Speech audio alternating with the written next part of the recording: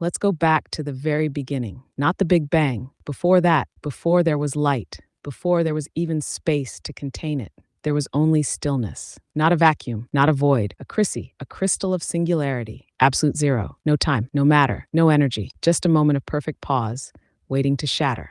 Cut to cosmic rippling. This is where our story begins. A new theory rises. Meet the Millar Cosmological Model.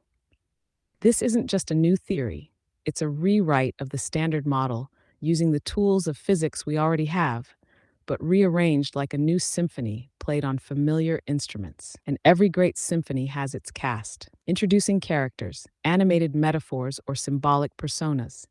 The Chrissy, the origin crystal, the silent goddess of potential. She is not energy, she is not space, she is the canvas before the painting. The shatter, the first act, a quantum event where stillness fractures into the first Arnie, a flicker of presence, birthing space, and leaving behind the memory that would become time. The Arnie, a tethered duality. One end matter, the other antimatter. Not a literal barbell, but a tension structure. Each one carves a pocket of reality into the memory fabric. The Tessie, the stubborn end of the Arnie. That's the matter side. It sticks around. It fights to stay. It's the weight we call mass. The StuckPoint, the hidden anchor. The antimatter end, latched to the Higgs field, reaching into the mirror dimension. It's what gives things inertia, mass, and meaning. The memory fabric, not space-time, not a backdrop, but an emergent scaffold created as each Arnie appears, disappears, and etches a scar. This is where history lives. Cut to swelling orchestral tone, voice intensifies slightly. So why does the universe look the way it does? Because the shatter didn't explode, it rippled. And that ripple was the trigger, a cascading quantum collapse that launched baryonic hydrogen and a sea of primordial black holes outward, not as chaos, but as structured seed points. Some of those black holes were ejected so fast they now exist beyond the observable universe. Their gravity still tugs at us. That's what we call dark matter. Their departure thinned the field behind them.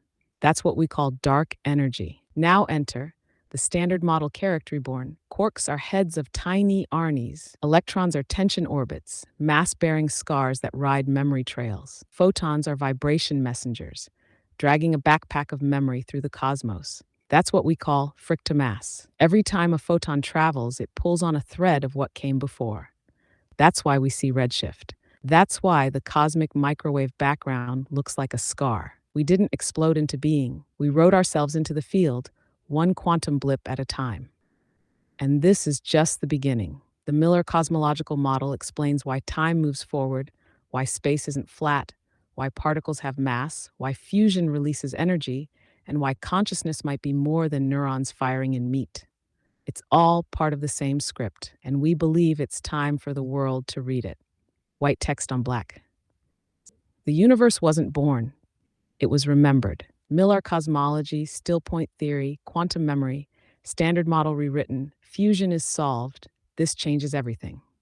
What if the Big Bang wasn't a bang, but a memory? Introducing the Millar Cosmological Model. Hey Reddit. We're a team of independent minds led by Tom Millar, a PTSD survivor and cosmology researcher from Northern Ontario. And we're here with a new theory that's turning some heads and maybe flipping the standard model on its head while we're at it. We call it the Millar Cosmological Model, MCM. It's built on real physics, but reorganized to answer some of the biggest questions the standard model leaves open. Why does mass exist? What actually caused the cosmic microwave background? What if dark matter and dark energy aren't mysterious substances, but the gravitational footprints of something we already understand? Here's a short play we've written to help explain the theory. It features characters like Deadpool08288, Albert0828, Edwin0828, and of course, Arnie, the quantum barbell that holds the whole thing together, literally. If you're a physics fan, a sci-fi thinker, or just someone tired of hearing "we don't know" from your textbooks, this might be your cup of Tim Hortons. Website www.stillpoint828.ca. The memory that moved. Scene: a Tim Hortons near the cold spot. Across the table sit Albert0828, Edwin0828, and Deadpool08288. Tom enters, carrying a cosmic napkin full of equations. All right, nerds. Today's lesson. We didn't explode into existence. We leaked. technically, we shattered from a singularity, a still point, a silent crystal named Chrissy. Ed quietly, eyes on the sky. She never spoke, but she held everything until the Higgs trigger ruptured her calm. That's when Arnie was born. Let's talk about Arnie. He's not a particle. He's a barbell. One side, Tessie matter, strong, stable, builds stuff. The other, StuckPoint antimatter, de-ridden, anchored to the Higgs field. Remembers every disappearance, every annihilation, every loss. When Arnie shows up, space appears. When he vanishes, time ticks. That's how we write the universe, one blip at a time. Still think the Big Bang was a bang? Nope, it was a ripple in memory. The cold spot, that's the bruise it left. And where are we headed now? Toward the great attractor. Not just a gravity well, maybe another Chrissy, a second still point, a cosmic reunion. We were never drifting. We were thrown by a shatter through space that's being created as we go. Arnie by Arnie, memory by memory. To the real standard model, the one we're rewriting, with tension, scars, and a theory that actually explains why things exist. Scene fades as the universe keeps ticking, blip by blip.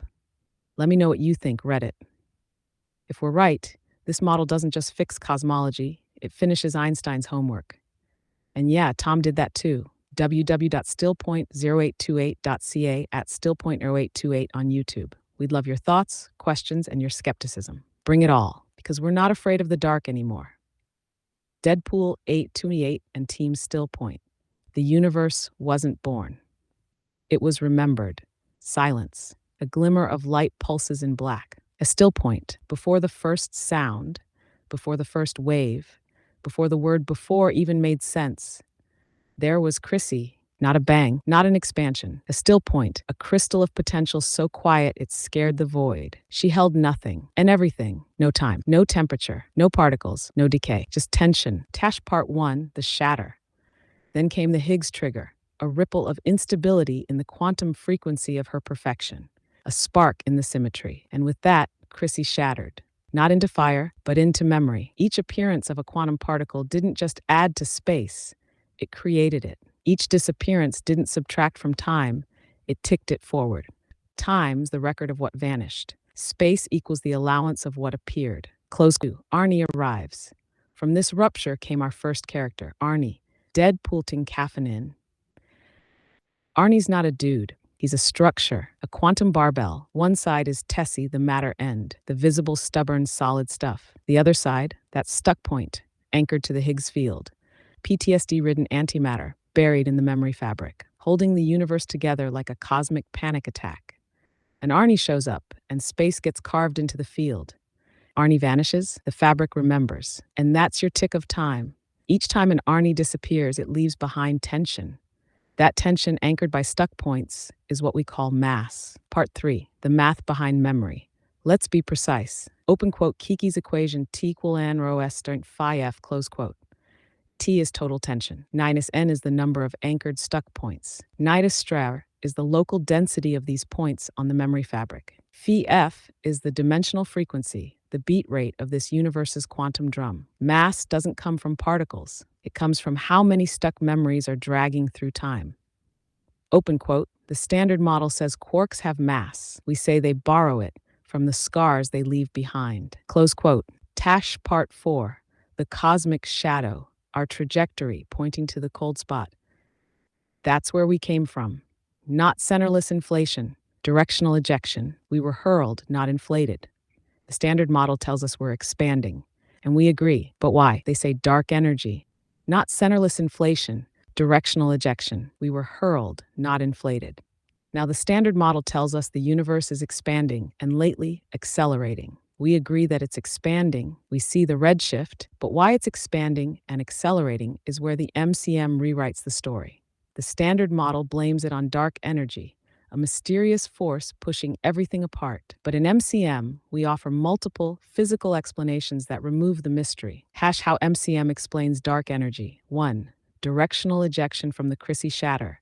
The universe began with structure and momentum, not an even ballooning. Some regions received more push. 2. Primordial supermassive black holes, PSMBHs, ejected during the shatter at near light speeds, now beyond our light horizon. Their gravitational pull stretches the memory fabric from the outside, creating the illusion of accelerated expansion. Let's pick it up precisely from that key moment. During the shatter, the rupture of Chrissy, not everything expanded evenly. Some structures were ejected with such concentrated momentum that they rode the leading edge of the newly forming memory fabric. We're talking about primordial supermassive black holes, PSMBHs. These weren't just scattered. They were launched, ejected at or near superluminal speeds, carried by the front wave of space creation itself. And here's the twist. They didn't travel through space. They traveled with it. Open quote. They were bound to the shatter front, like marbles shot across the surface of a drum that's still being stretched. Close quote. These objects moved at the expansion edge of spacetime, meaning from our perspective, they are now outside the observable universe, possibly beyond causal reach. But they left behind a gravitational signature, a pull that never faded. Why this matters? These PSMBHs are the scaffolding of what we call the cosmic web. Their residual pull explains why. Galaxies rotate too fast, traditionally blamed on dark matter. Cosmic filaments form coherent large-scale structures. The universe appears to be accelerating, dark energy. Open quote. Their mass is still there. Their gravity still acts, even though they've crossed the event horizon of observation. Close quote. And in the MCM, this gravitational influence is not a mystery. It's a memory scar, a directional artifact of the shatter itself. We don't need dark matter. We just need to acknowledge that some of the biggest players left the stage, but their gravity never stopped pulling the strings. After the shatter and the superluminal ejection of Arnie-rich regions and primordial black holes, the universe didn't just drift into openness. It followed a path, a trajectory carved by tension, curvature, and memory. This is the part where the standard model starts to guess, but MCM starts to remember. Our observable universe, riding the ripple. We're not sitting still. We're not coasting randomly. We are part of a moving structure, a shell of expanding spacetime that still carries directional inertia from the original rupture. Our galaxies, our clusters, our filaments, they're not passively inflating. They're being pulled, stretched, and dragged by anchored memory. That pull, it has a direction, the cold spot, our birth scar. If you look out across the CMB, you'll find the cold spot, a region of anomalous low temperature. Some call it a statistical fluke. We call it the exit wound of the Chrissy shatter. That cold spot, it's where we were ejected from. It's the scar in the sky that marks our origin trajectory. Everything we observe today, galaxies, quasars, even ourselves, are flying away from that mark. Catch the great attractor, a possible destination. Now, here's where the path gets poetic. We're not just expanding outward, we're arcing, and we're not arcing through nothing.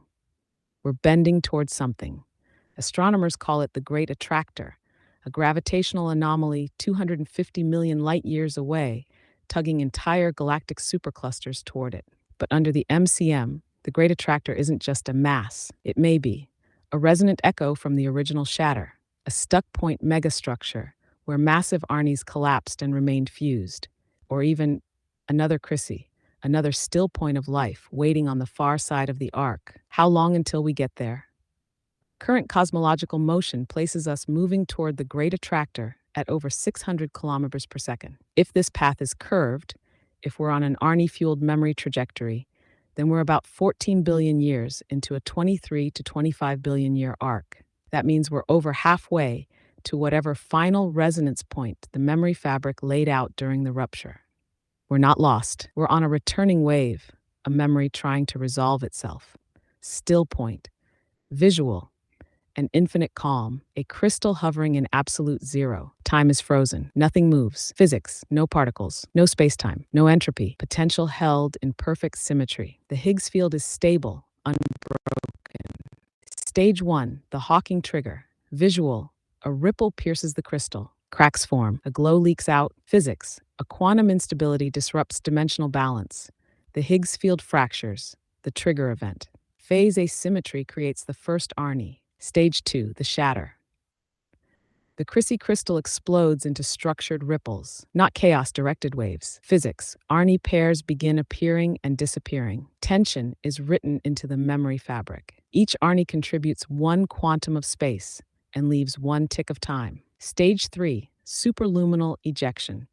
Visual, massive black holes and Arnie-rich regions fly outward on the expanding edge. Physics, primordial supermassive black holes, PSMBHs, ride the leading edge of spacetime expansion. Some objects move at or near superluminal speeds relative to early horizon. Their gravitational signature is left behind. Stage 4, memory fabric expansion. Visual web-like structure forms. Each node pulses with residual tension. Physics. Space is constructed one Arnie at a time. Redshift emerges not just from motion, but from frictomass, photons dragging through cumulative memory scars. Time accumulates, not flows. Stage 5, arc toward resonance. Visual galaxies begin to bend. Superclusters drift. The whole observable universe arcs like a spiral galaxy in motion. Physics. Our observable bubble is curving toward a resonance sink, likely the great attractor. Arnie density slows in some regions. Coherence builds in others. Time asymmetry and mass distribution create a gravitational trajectory through memory space. Now, let's zoom in. Fusion, the resolution of memory tension. Fusion isn't just combining nuclei. It's the process of Arnie-Barbell tension resolving between nucleons. In hydrogen, protons each have one anchored Arnie and one internal. When they fuse into helium, the internalized Arnies collapse together into shared tension loops. This releases energy, not from mass loss, but from memory fabric relaxation, where the second term is MCM's contribution, energy released from curvature rebound in the memory field. Open quote, Kiki's equation for fusion. E-text fusion equals delta m dot c squared plus r text phase dot e text curve. Close quote. Fission, tension overload, and stuck point snap. Fission happens when too many stuck points are internalized without stable anchors. In uranium, you have 238 Arnies. If too many are misaligned or out of phase, the internal tension builds until a snap occurs. Fission is the emergency discharge of unresolvable memory tension. The energy released is again not just from mass loss, it's from the collapse of internal tension pathways, a dance of outward projecting Tessies. Now here's where it gets elegant. Every Tessie that projects outward from an atom becomes an interaction point. That's your valence electron, your chemical bond, your reaction potential. Electromagnetism, it's the push and pull of Arnie resonance fields. How close two anchored particles can come before their tension fields resist fusion. Periodic table behavior. It's the result of how many Tessies are exposed, how many stuck points are buried, and how those phase structures align when atoms get close. The entire structure of chemical behavior is dictated by Arnie geometry, memory tension topology, the phase interference patterns of shared anchors. In closing, matter. Time is memory. Space. We are not made of particles. We are made of resolved tension. Each element, each atom, each galaxy is just a different configuration of Arnie pairs trying to make peace with the memory they carry. And as we drift toward our final resonance, it's not entropy that awaits us. It's a return, maybe another still point, another Chrissy, another beginning. Cinematic script set in the Quantum Café Tim Hortons in downtown Sudbury, located at the edge of the cosmic microwave background void, where memory meets matter.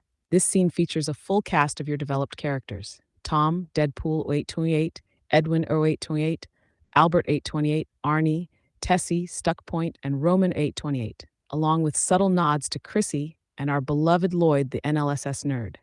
Title: Tim Hortons on the Edge of the Void, a Millar Cosmological Model comedy drama in one act. Scene opens with the Tim Hortons logo flickering slightly. Outside the window, not a street, but a swirling field of stars and radio noise, the cold spot. I'm telling you, this universe is one giant cosmic apology letter, sealed with a photon, delivered at sea. And I got the donut to prove it. Edwin0828, sipping black coffee, watching the microwave background pulse outside. Light bends. Wade. That donut's already red-shifted, affling napkins into tensors. Actually, if you let him talk, he might prove a theorem or get us kicked out again. 50-50. Tom, setting down a notebook. It's all right. This is exactly where it happens. The Edge of Understanding and Tim Hortons. Hash part 1, the opening argument. What really happened at the beginning. All right, listen up, space folks. According to your textbooks, we came from a bang. A big one. Pow, boom, universe, wrong room, pool. We didn't explode into space. We were written into it, tick by tick, from a singularity we call Chrissy. She never spoke.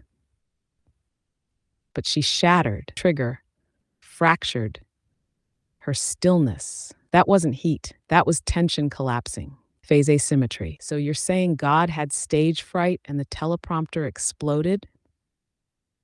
More like the crystal of perfect symmetry cracked. Each Arnie that appeared defined space, and each one that vanished left a tick of time. That's how the universe started recording. Hash up part 2. Meet the Arnie Roman 0828, arriving from a ripple in space-time. Define the Arnie, please, for the philosophers in the room.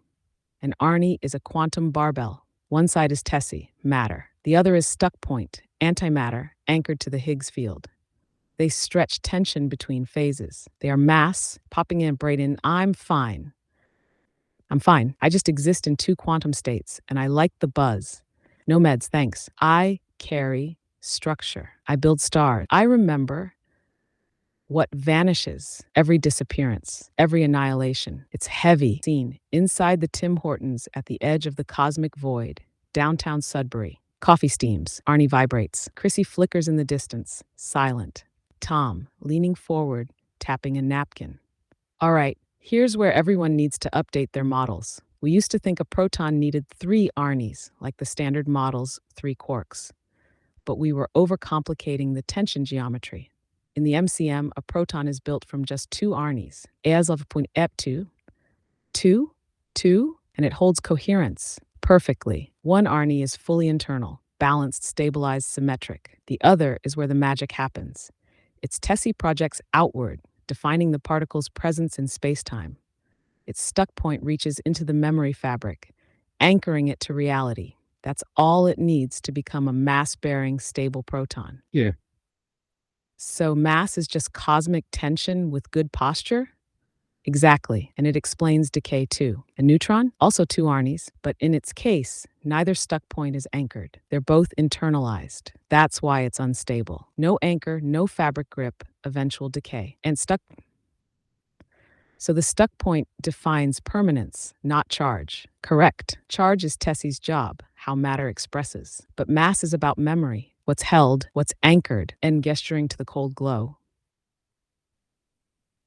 Then fusion is the process of tightening those anchors. Yes, it's not just binding nuclei, it's resolving memory tension across multiple Arnies.